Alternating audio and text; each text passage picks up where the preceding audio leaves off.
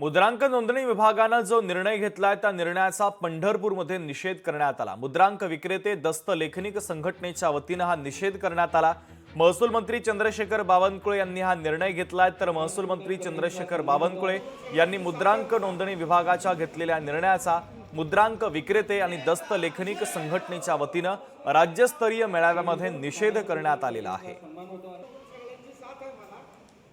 पंढरपूर येथे राज्यस्तरीय मेळाव्याचे आयोजन करण्यात आलेले आहे। सदर मेळाव्यामध्ये भविष्यात शासकीय ऑनलाईन प्रक्रियेमध्ये आमचा मुद्रांक विक्रेते व दस्तऐवज लेखनिकांचा समावेश करून घ्यावा। ती खाजगी कार्यालये आमच्या मुद्रांक विक्रेते व दस्तऐवज लेखनिकांमार्फत चालावी याकरिताचा ठराव घेण्यात आला।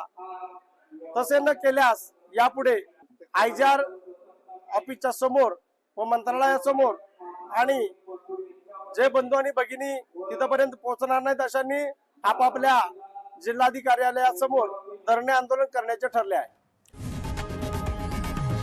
लोकशाही मराठी ऐका, पहा, जागरूक रहा।